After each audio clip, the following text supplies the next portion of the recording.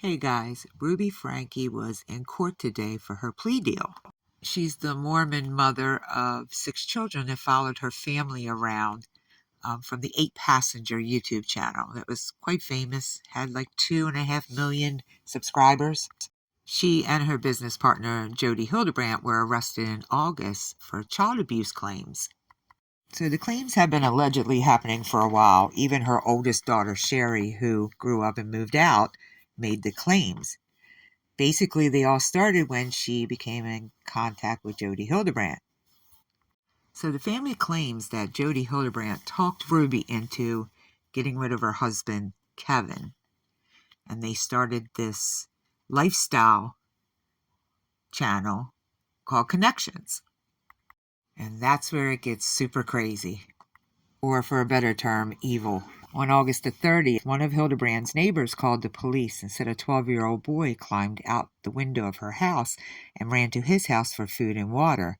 The little boy had severe wounds on his wrists and ankles from being duct taped and tied up with a rope. He told the police that Hildebrandt was using cayenne pepper and honey to treat the wounds on his wrists and ankles from the ropes. When the police went to Hildebrandt's house, they found the little boy's sister in pretty much the same situation, tied up, hungry, emaciated. So they then went to Ruby Frankie's house and arrested her. Her other 2 children were at another member's house cleaning for her. Her name was Pam. She's listed as the president of Connections. Really sketchy. Act like she didn't know what was going on. She acted as if she didn't even know what connection. Get it out the body cam footage. You'll see yourself. And once all this came out, Hildebrandt's niece, Jessie, came out and started talking about her childhood when she spent a year with her aunt. And it was basically the same thing that happened with Ruby Frankie's kids. She has a podcast, and I put a link in the descriptions. Check it out for yourself. It's pretty disturbing. That poor girl went through a year of hell living with her aunt. So that's the short version. Now we come to today, where she takes a plea deal and she's going to testify against Jodi Hildebrandt. But watch her face today. She's trying to make herself cry. If I'm wrong, tell me I'm wrong, but even the cop picks up on it.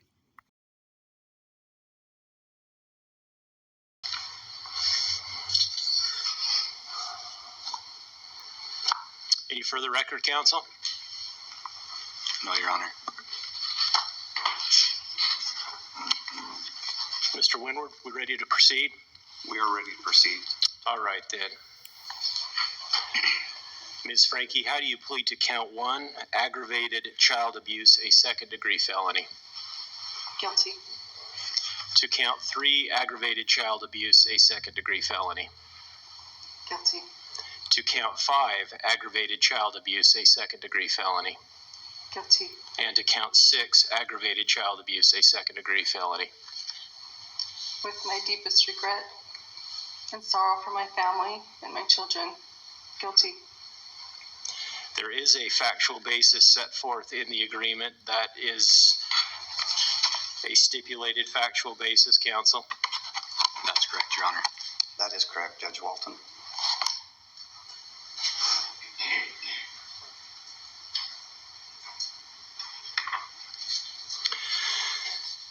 The court finds that the factual basis is sufficient. All of the terms of the agreement are stipulated, including that the court obtain a pre-sentence investigation report, correct? Correct. There won't be any argument about whether prison is the appropriate sentence, and there's an agreement about the 4 counts running consecutive. That is correct. All right, the court finds then that Ms. Frankie's pleas are made knowingly and voluntarily. The court therefore accepts and enters those pleas. The court orders the preparation of a pre-sentence investigation report to be prepared by AP&P and the Department of Corrections. Counsel, what about sentencing on February 20th? I think, do you and your client agree to waive time, counsel? We do agree to waive time, Your Honor. February 20th, I believe, is a Tuesday. Is that right? All right, so there's a warning here. This might be hard for some people to hear. In the plea agreement, Frankie admitted that she tortured her son from May the 22nd through August the 30th by forcing him into hours of physical tasks, summer work outdoors without adequate water, and repeated and serious sunburns that blistered. He was denied food or given very small meals, and he was isolated from other people without access to books, notebooks, or electronics. After he tried to run away in July, his hands and feet were regularly bound, sometimes with handcuffs. At times, ropes were used to tie together handcuffs that secured his feet and hands as he lay on his stomach, lifting his arms and legs off the ground and injuring his wrists and ankles, the plea agreement said. She also admitted to kicking her son, while wearing boots, holding his head under water, and smothering his mouth and nose with her hands.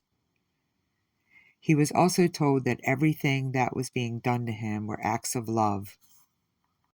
She also acknowledged abusing her 9-year-old daughter by forcing her to work outside, run on dirt floors barefoot, and go without food and water.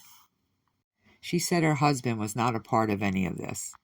Her daughter was also told repeatedly that she was evil and possessed. The punishments were necessary for her to be obedient and repent, and these things were being done to her in order to help her. The little girl was convinced that what her mother said was true. This just makes me sick, and I reiterate, Ruby Frankie knew what she was doing. Regardless of Jodi Hildebrandt having a hold on her, she knew what she was doing, and she needs to face the consequences too. So she's going to be sentenced on February the 20th, and I'm sure between now and then we'll hear when Jodi goes to court, and I'm curious to hear what that wicked witch has to say.